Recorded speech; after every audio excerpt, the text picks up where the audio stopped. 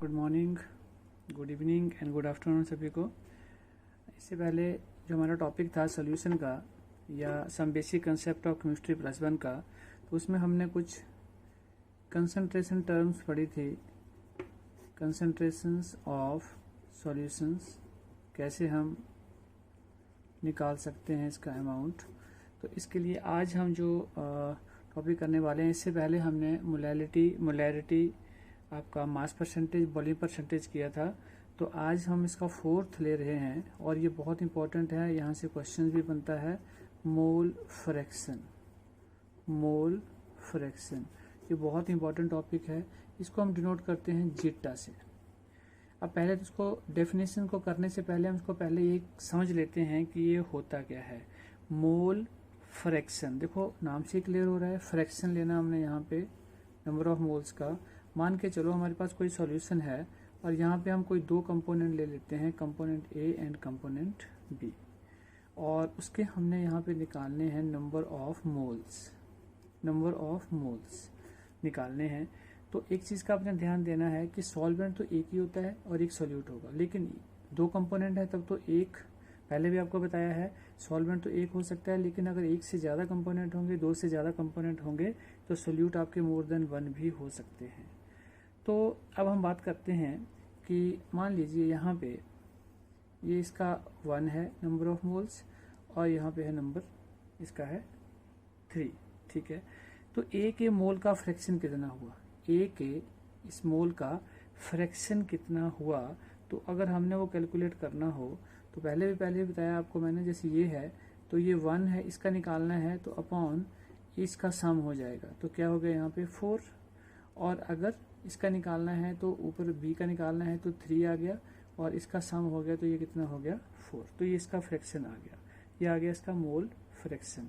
तो mole fraction अब हमारे पास मान लीजिए दो कंपोनेंट का था, तो हम इसको ऐसे बोल सकते हैं कि जैसे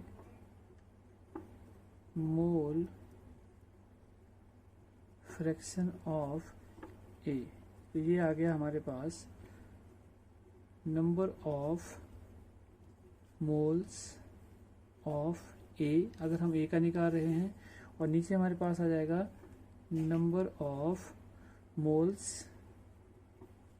of A plus number of moles of B. Similarly अगर आपने यहाँ पे निकालना होता बी का, यहाँ पे अगर हमने निकालना होता बी का, तो उल्टा हो जाएगा, नंबर ऑफ मोल्स ऑफ यहाँ पे बी हो जाएगा और नीचे वही रहेगा, number of moles of A plus number of moles of B, तो उसका सम हो जाएगा टोटल का। तो ये तो हो गया सिंपल कि मोल फ्रैक्शन हम कैसे यहाँ पे निकाल रहे हैं अगर दो कंपोनेंट है तो, और 3 है तो वैसे ही हम कर सकते हैं, ए बी सी हो जाएगा वहाँ पे। तो अब हम इसकी डेफिनेशन लेते हैं कि डेफिनेशन क्या होगी, ठीक है। तो डेफिनेशन लिखेंगे आप, मोल फ्रैक्शन की डेफिनेशन क्या होगी अब। तो डेफिनेशन लिखो आप, डेफिनेशन होती है mole fraction,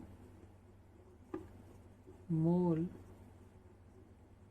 fraction is the ratio, एक रेशो होगी, is the ratio of number of moles of one component to the total number of moles, total number of moles। और ये टोटल नंबर ऑफ मोल्स में हम ये बोल सकते हैं, क्या हो सकते हैं ये, सॉल्यूट एंड सॉल्वेंट, ये दोनों के इकट्ठे हो गए, ठीक है। कहाँ पे प्रेजेंट है ये, present in the solution, present in the solution. तो बहुत इजी सी डेफिनेशन हो गई। मोल फ्रैक्शन एक रेशियो है, it is a ratio of number of moles of one component to the total number of moles present in the solution. तो हम अब ये लिख सकते हैं नीचे कि इसका मतलब ये हुआ कि मोल फ्रैक्शन इसके बराबर आ गया हमारे पास number of moles of the component, number of moles of the component. देखो जब भी ये रेशो आती है तो उसको बोलते हैं डिवाइडेड बाई, नीचे या फिर इसको बोलते हैं टू द, यहाँ पे जैसे आया it is a ratio number of moles of one component to the, to the मतलब होता है नीचे, यहाँ पे आएगा टू द, तो नीचे लिखेंगे total number of moles, total number of moles. और ये किसके बोले थे हमने, of all component, of all component, ये सोल्यूट और सॉल्वेंट दोनों के, अगर दो हैं तो दो के आ जाएंगे तो a प्लस बी हो जाएगा, और अगर n A plus n B हो जाएगा, और अगर तीन है तो n A plus n B plus n C हो जाएगा। तो इस तरह से हम इसको ऐसे ले सकते हैं। अब हम मान के चलते हैं कि लेट अस कंसीडर हमारे पास दो कंपोनेंट हैं, component A and component B. मैं सीधा लेके जा रहा हूँ, आपने लिख लेना है ये, let us consider two component, और एन ए इज द, ये हो गए हमारे पास number of moles of component A, और एन बी हो गए हमारे पास number of moles of component B, component B. तो अब हम अगर लिखना चाहते हैं मोल फ्रैक्शन इसका, कंपोनेंट ए का, तो हम क्या लिखेंगे, हम लिखेंगे मोल फ्रैक्शन ऑफ ए, या हम बोल देते हैं सॉल्यूट, ए को हम सॉल्यूट मान लिया, तो यहाँ पे हमने ले लिया जीटा ए, कंपोनेंट ए का ले रहे हैं हम ए, तो एन ए का लेना चाहते हैं तो number of moles of one component to the total number of moles, तो क्या हो गया n A plus n B, ये हो गया हमारे पास। और सिमिलरली अब हम बोल सकते हैं यहाँ पे मोल फ्रैक्शन ऑफ, नेक्स्ट है हमारे पास सॉल्वेंट, तो सोल्यूट है, दूसरा क्या था हमारे पास सॉल्वेंट, तो यहाँ पे हमने जीटा बी ले लिया, और यहाँ पे बी के ले रहे हैं तो यहाँ पे हो जाएगा एन बी ऊपर आ जाएगा, और नीचे आ जाएगा n A plus n B. तो ये हमारे पास मोल फ्रैक्शन का आ गया नीचे। अब आपने यहाँ पे एक चीज और नोट डाउन करनी है जो मेन है हमारे पास, कि जब हम ये दोनों का मोल फ्रैक्शन लेते हैं तो इनका जो सम होता है it is always equal to unity, unity means 1 के बराबर होगा। तो आपने इस चीज को हमेशा नोट डाउन कर लेना है यहाँ पे, या इसको आपने से स्टार लगा के नोट डाउन करना है, लिख लो, इंपॉर्टेंट होता है ये चीजें। The sum of mole fraction, the sum of mole fraction of जितने भी कंपोनेंट है आपके, ऑफ ऑल द कंपोनेंट्स, अब ये एक हो, दो हो, तीन हो, जितने भी हों, of all the component in A solution, in a solution is, ये हमेशा किसके बराबर होगा, is always equal to 1, is always equal to 1, ध्यान देना यहाँ पे, is always equal to 1। तो हम यहाँ पे ये बोल सकते हैं, फिर क्या बोल सकते हैं कि zeta A plus zeta B is equal to, zeta A की वैल्यू क्या थी हमारे पास, N A upon N A plus N V, और प्लस यहाँ पे थी N V upon N A plus N V, it is always equal to 1। तो देयरफॉर हम यहाँ से ये बोल सकते हैं कि zeta A plus zeta B is always equal to 1, ये इसके बराबर होगा, ये हमेशा इसकी वैल्यू जो होगी वो इसके बराबर होगी। बट एक चीज़ और यहाँ पे नोट डाउन आपने करनी है कि मान लीजिए ये यूनिटी के बराबर होता है, तो अब अगर हमने यहाँ से वैल्यू निकालनी हो एक्स ए की, तो बहुत सिंपल है, या जीटा ए की, तो क्या होगा, ये यहाँ चला जाएगा, तो 1 माइनस एक्स बी हो गई।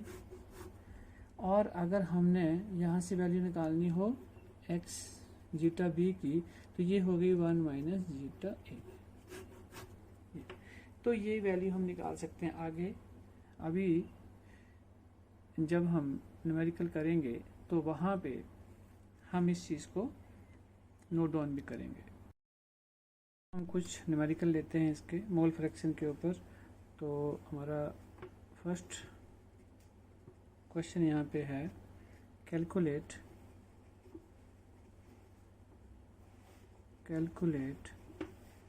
The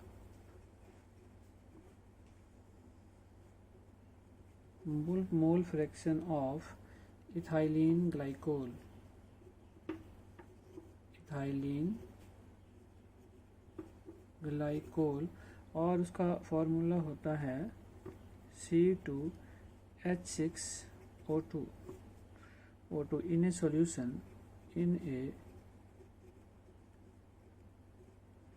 solution containing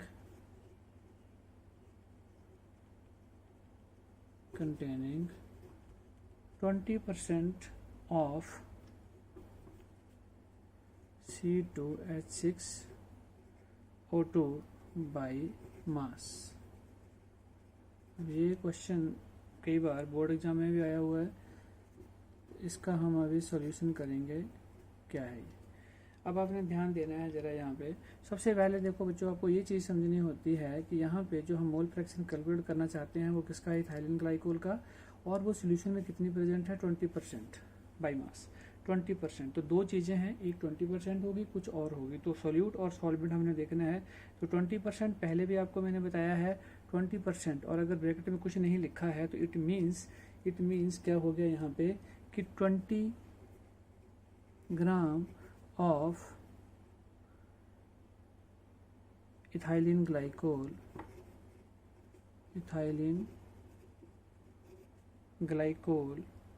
is present in 100 gram of solution. तो सॉल्यूशन तो 100 ग्राम का ही है, तो 20 ग्राम ये वहाँ पे प्रेजेंट है। तो इसको हम ऐसे भी लिख सकते हैं, और वाटर में सॉल्यूशन बना होगा इट मीन्स, तो हम बोल देंगे 20 gram of ethylene glycol is present in किसमें, 80 ग्राम ऑफ वाटर। ध्यान से समझना इस बात को आपने। अब हमें दूसरे कंपोनेंट का पता चल गया, जो वाटर है, जो कितना है यहाँ पे 80 ग्राम है। तो अब आपको जो मेन चीज़ यहाँ पे निकालनी होती है वो क्या निकालने होते हैं, नंबर ऑफ मोल्स। तो दो कंपोनेंट है हमारे पास, तो हमने निकालने हैं नंबर ऑफ मोल्स। तो पहले तो हम लिख लेते हैं यहाँ पे नंबर ऑफ मोल्स किसके बराबर होता है, हम बोलते हैं मास उस कंपोनेंट का, और डिवाइडेड बाय हम बोल देते हैं उसका मॉलिक्यूलर मास। अब मैं आपको बोलता हूँ कि आपने नंबर ऑफ मोल्स निकालने हैं किसके। सबसे पहले हमारे पास है इथाइलिन ग्लाइकोल, तो यहाँ पे लिख लेते हैं number of moles of ethylene glycol it is equal to. तो इथाइलिन ग्लाइकोल के अगर आपने निकालने हैं तो क्या लिखेंगे आप, मास कितना है इसका, 20 ग्राम दिया हुआ है, और इसको आप कैलकुलेट कर लेंगे। देखो यहाँ पे आपको पता है कार्बन का कितना होता है 12, ऑक्सीजन का कितना होता है 16, और हाइड्रोजन का कितना होता है 1। तो आप यहाँ पे जब इसको कैलकुलेट करेंगे तो आपको ये मिल जाएगा, ये it is equal to 62, then it becomes 0.322। ये आपने देख लेना है कैलकुलेट करके, ये वैल्यू आएगी आपकी। तो ये आ गया आपके पास। अब हमने निकालने हैं वाटर के, तो हम दूसरा निकाल लेते हैं number of moles of water it is equal to. तो वाटर का आपको बताया था कितना है 80 ग्राम, तो आपने लिख दिया 80, और वाटर का आप निकालते हैं तो 18 यार ये सबको यहाँ पे आ गया। तो ये हमारे पास कैलकुलेट करके आ जाता है 4.444, ये आ गया हमारे पास 444। अब हम आते हैं अपने मेन चीज़ के ऊपर, जब हमने निकालना है मोल फ्रैक्शन। तो मैं लिख देता हूँ यहाँ पे जीटा, और यहाँ पे हमारे पास है इथाइलिन ग्लाइकोल, या सीधे लिख देते हैं ग्लाइकोल इसका निकालना है। तो अब फॉर्मूला क्या बोलता है हमारा, यहाँ पे जिसका निकालना है वो ऊपर आएगी उसकी वैल्यू, तो उसकी वैल्यू हमारे पास आई है ये, तो ये कितनी आ गई हमारे पास 0.322 divided by total number of moles.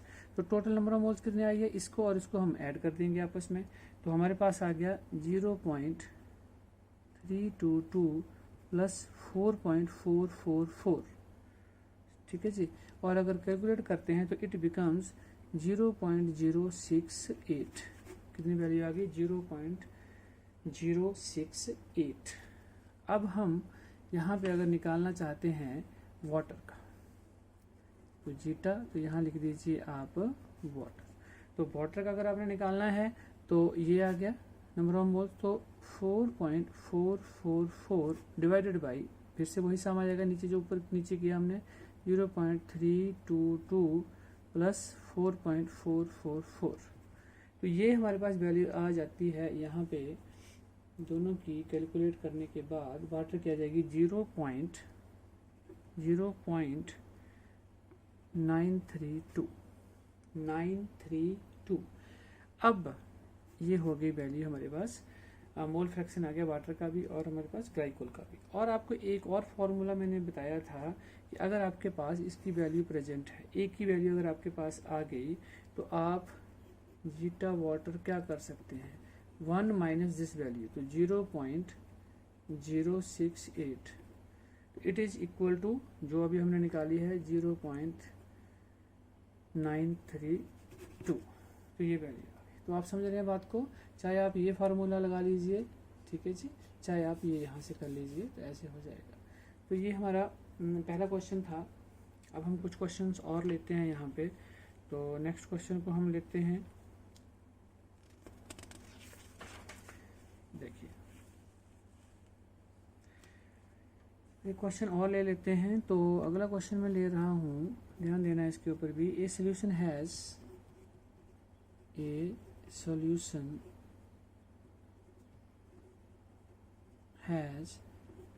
46%। अब ये ब्रैकेट में मैंने दिया हुआ है W/W, ethyl alcohol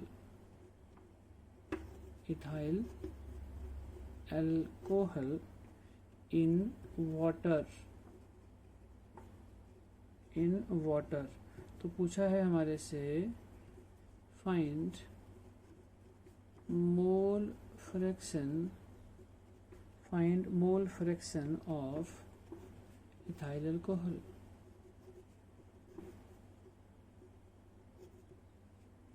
mole fraction of ethyl alcohol. अब देखो यहाँ पे हमें बोला है solution has 46% W/W of ethyl alcohol. तो इसका फार्मूला भी आपको पता होना चाहिए, C2H5OH ऐसे लिखा होता है पेपर में ये।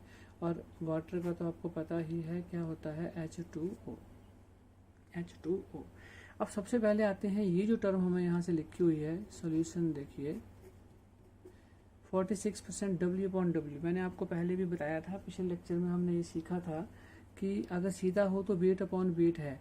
तो 46 क्या बोलेंगे हम, ग्राम ऑफ इथाइल अल्कोहल इन किसमें, 100 ग्राम ऑफ सॉल्यूशन। ये बोला था हमने वहाँ पे, ये सीखा था हमने वहाँ पे। लेकिन अब हमें 46% एक का दिया हुआ है, दूसरे का नहीं दिया है। तो अब हम देखो इसको ऐसे बना लेते हैं, यहाँ पे एक टेबल से देख लेते हैं, देखिए ज़रा, अच्छा इजी लगेगा आपको।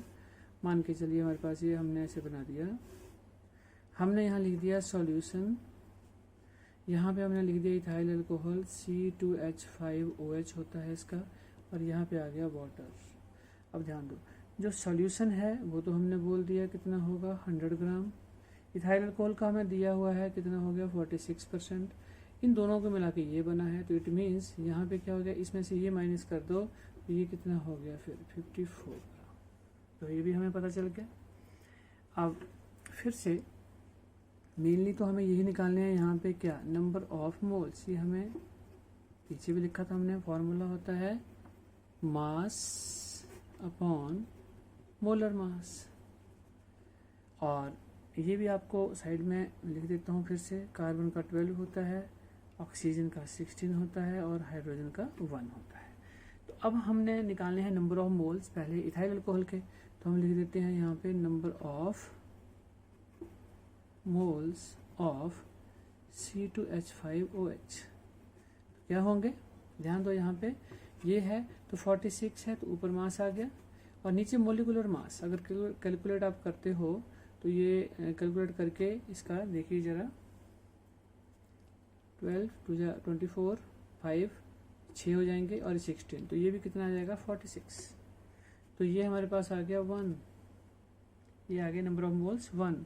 और अगर अब हमने निकालने हो वाटर के, तो हम लिखेंगे number of moles of water H2O। तो वाटर के निकाल देते हैं, 54 है यहाँ पे इसका, तो 54 और डिवाइडेड बाई कितना होगा 18 होता है इसका, तो सीधा ही तो यहाँ पे आगे 3। तो नंबर ऑफ मोल्स हमारे पास आगे 3। अब नंबर ऑफ मोल्स आने के बाद हम इजीली मोल फ्रैक्शन को निकाल सकते हैं। तो हम अब लिख देते हैं कि मोल फ्रैक्शन ऑफ किसका निकालना है हमने, इथाइल अल्कोहल C2H5OH का। इट इज इक्वल टू, हमें फॉर्मूला पता है जिसके निकालने हैं, तो उसके ऊपर आएगा नंबर ऑफ मोल्स कितने हैं 1 है, और टोटल नंबर ऑफ मोल्स मतलब 1 + 3 इट इज इक्वल टू 1/4, और इसको कैलकुलेट करके आ गया 0.25। और अब हमने निकालना है वाटर का, तो जीटा, तो यहाँ पे आ गया H2O, तो ये आ गया हमारे पास। सीधे कर देते हैं फार्मूला 1 माइनस, इसको माइनस कर देंगे, तो ये आ गया हमारे पास 0.75। ठीक है, और वैसे भी निकाल सकते थे आप इसको, अगर आप ऊपर यहाँ पे ऐसे ले लेते, इसके 3 हैं तो आप 3 ले लो, और नीचे 1 + 3 तो 3/4, तो ऐसे आता, तब भी यही आता 0.75, तब भी यही आता। तो ये हमारा आंसर हो गया। तो इस तरह से हम ये क्वेश्चन कर सकते थे। चलिए, तो एक मैं आपको प्रॉब्लम दूंगा मोल फ्रैक्शन के ऊपर ही, जो आपने खुद सॉल्व करनी है घर से, तो नोट डाउन करो इसको। ए solution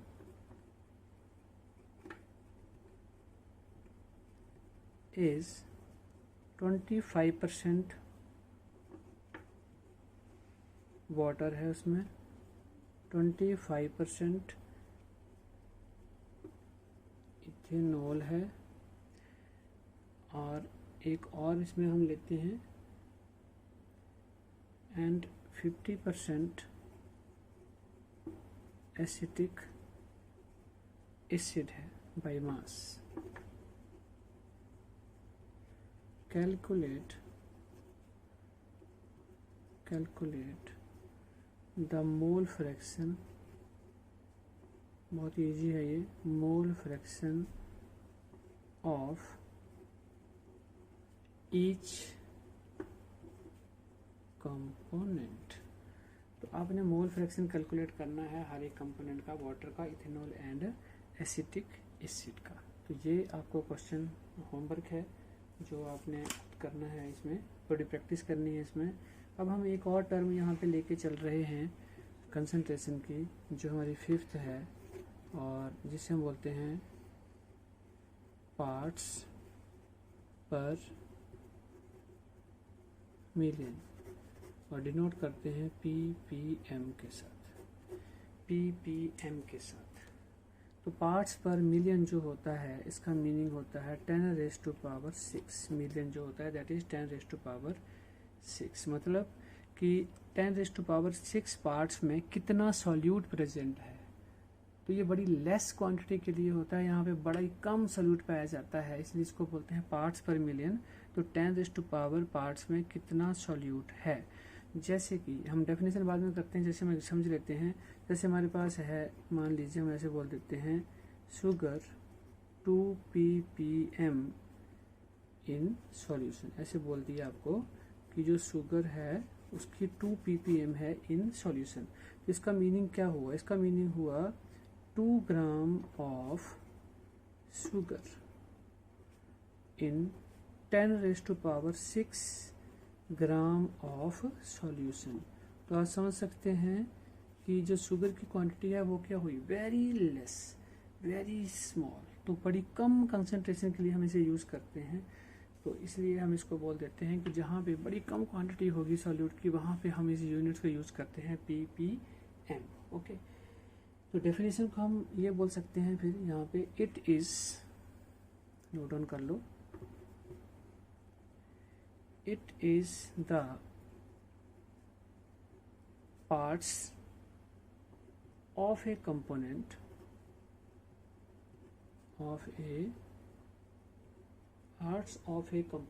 per million parts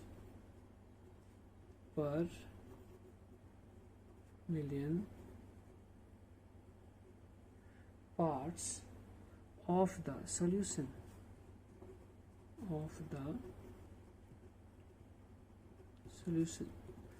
and it is denoted by ppm। तो अगर हमने इसका फॉर्मूला नीचे लिखना हो तो हम क्या बोल सकते हैं, ppm इज इक्वल टू, अगर मान लीजिए हमारे पास कोई कंपोनेंट A है, ppm निकालना हमने कंपोनेंट A का, तो हम क्या लिखेंगे, mass of that component, mass of component A जिसका हमने निकालना है, divided by total mass of solution into 10⁻⁶। ठीक है जी। तो ये हम फॉर्मूला वहाँ पे लगाएंगे। तो ये तो हो गया कि हम ये कैसे कर सकते हैं। अब हम एक इसमें प्रॉब्लम ले लेते हैं, उससे और ज़्यादा आपको क्लियर हो जाएगा। तो हम प्रॉब्लम सॉल्व कर लेते हैं इसमें एक। देखिए क्वेश्चन लिखिए, O2 is dissolved in water, O2 is dissolved in water as 8 into 10⁻⁴ gram O2, ठीक है, in 100 ग्राम ऑफ वाटर। अब पूछा क्या है हमारे से, find the concentration of O2 in ppm। Concentration find करनी है हमने ऑक्सीजन की इन ppm। ओके, तो सिंपल है, ले लेते हैं इसको हम। देखिए अब सीधे ही आ जाते हैं हम ppm। अब ये हो गया यहाँ पे, देखिए ऑक्सीजन जो डिजॉल्व हुई थी इन वाटर एज कितनी है हमारे पास, मास ऑफ कंपोनेंट कितना आ गया, 8 इंटू 10⁻⁴ ग्राम, और किस में डिजॉल्व की थी, टोटल मास कितना आ गया 100 ग्राम, और इंटू 10⁻⁶। सिंपल, तो ये ग्राम से ग्राम गया, ठीक है जी, और इसकी 2 चली जाएंगी तो ये 10⁻⁴ +4 और -4 ये भी चला गया, it is equal to 8 ppm आ गया, इसकी वैल्यू आ गई 8 ppm। अब हमारी 6th कंसंट्रेशन टर्म है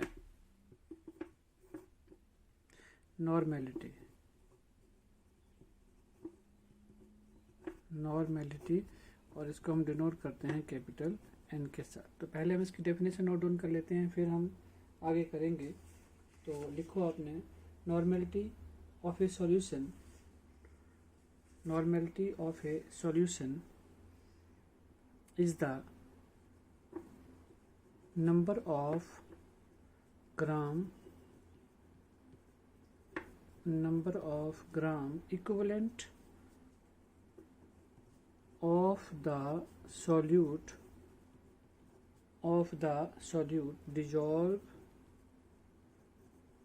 dissolved per liter of the solution हम इसको ऐसे बोल सकते हैं, number of gram equivalent of solute which are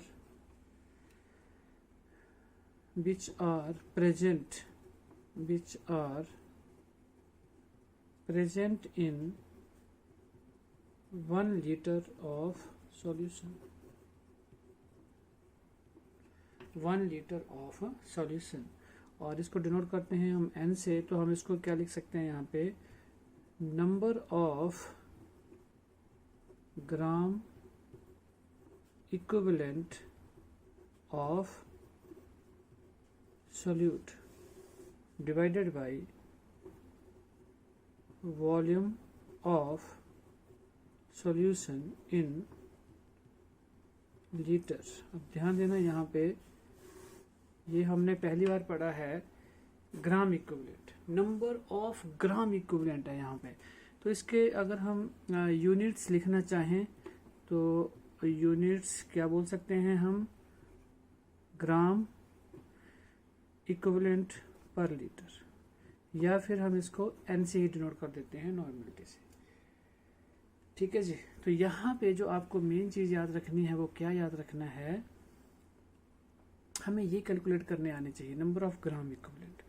तो ये हम यहाँ पे लिख लेते हैं नंबर ऑफ ग्राम इक्विवेलेंट, ये किसके बराबर होता है, मास, इसका हमने निकालना है, ये मास डिवाइडेड बाय, हम यहाँ पे लेते हैं equivalent mass.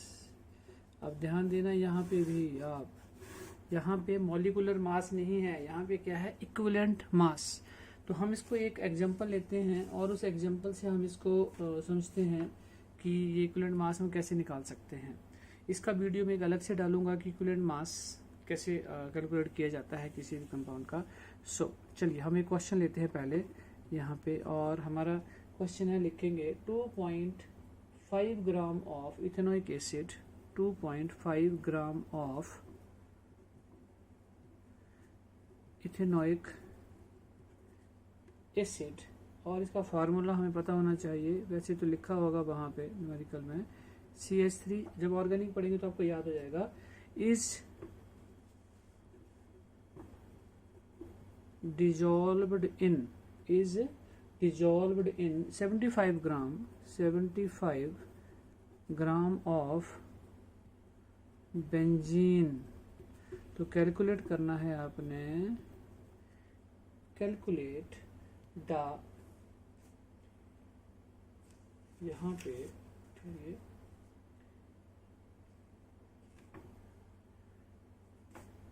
Molality of the solution, molality of the solution.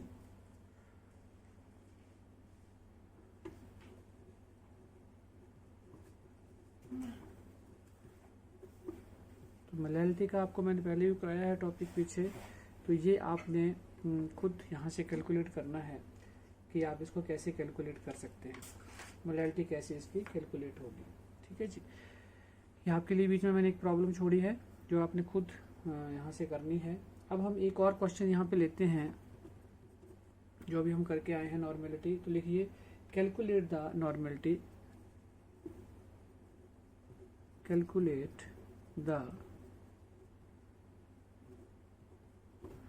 Normality of solution containing, of solution containing 31.5 gram of hydrated oxalic acid। Hydrated mean जिसके साथ वाटर होता है साथ में, तो इसका जो फॉर्मूला होता है वो आप नोट डाउन करेंगे, H2CO4 डॉट 2 वाटर मॉलिक्यूल, इसलिए हमने इसको हाइड्रेटेड बोल दिया यहाँ पे, इन 1250 ml of solution, millilitre of solution. तो ये हमारे पास स्टेटमेंट है इस क्वेश्चन की। अब हम इसको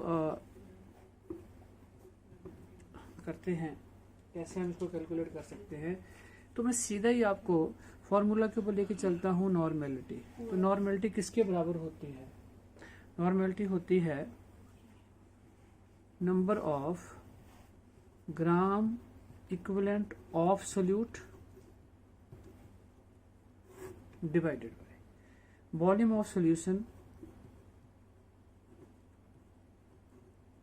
और ब्रैकेट में लिख सकते हैं इन लीटर। समझ गया। तो अब हमने मेन चीज जो यहाँ पे निकालनी है वो निकालनी है number of gram equivalent of solute. तो वो हम यहाँ से निकाल के देखते हैं, ध्यान देना यहाँ पे। तो हमारे पास आ गया number of gram equivalent of solute किसके बराबर होता है, मैंने अभी ऊपर भी लिखा था, मास अपॉन इक्विवेलेंट मास। तो मास क्या है यहाँ पे 31, कितना है 31 0.5 ग्राम डिवाइडेड बाई। अब जरा यहाँ पे जो मेन चीज देखने वाली है वो है इक्विवेलेंट मास कैसे कैलकुलेट करेंगे। अगर आप ऑक्सैलिक एसिड का मॉलिक्यूलर मास निकालें तो मैं यहाँ पे एक साइड में लिख देता हूँ इक्विवेलेंट मास किसके बराबर होता है, molecular mass divided by x. X होते हैं जो नंबर ऑफ एच आयंस, अगर ये एसिड है ऑक्सैलिक एसिड है, कितने number of H positive ion यहाँ से निकलेंगे, एच पॉजिटिव आयन कितने यहाँ से निकलेंगे। तो देखिए यहाँ पे 2 एच हैं तो यहाँ से 2 एच निकल जाएंगे, तो इसका मॉलिक्यूलर मास जो होता है दैट इज 126 होता है। तो डिवाइडेड बाई क्या हो जाएगा, 2 हो जाएगा। तो ये आ गया हमारे पास 63। तो आप यहाँ पे डाल देंगे 63, तो ये आ गई 0.5। तो ये हमारे पास आ गई 0.5। तो अब हम इसकी निकाल देंगे यहाँ से नॉर्मेलिटी। तो मैं नॉर्मेलिटी सीधा ऊपर निकाल रहा हूँ क्योंकि मेरे पास यहाँ पे स्पेस थोड़ा कम हो गया है। तो 0.5 divided by volume of solution in litre, तो ये था हमारे पास। इसको अगर हम डिवाइड कर देते हैं और इनटू अगर हम ml में यहाँ पे ले रहे हैं तो यहाँ पे हो जाएगा इंटू 1000। तो ये कैलकुलेट करके हमारे पास आ जाता है 0.4 n नॉर्मेलिटी। तो ये हमारा आंसर आ गया इसका। ठीक है जी, तो इसको अब हम यहीं पर ही कंप्लीट करते हैं और अगले लेक्चर में फिर मिलेंगे। Thank you very much.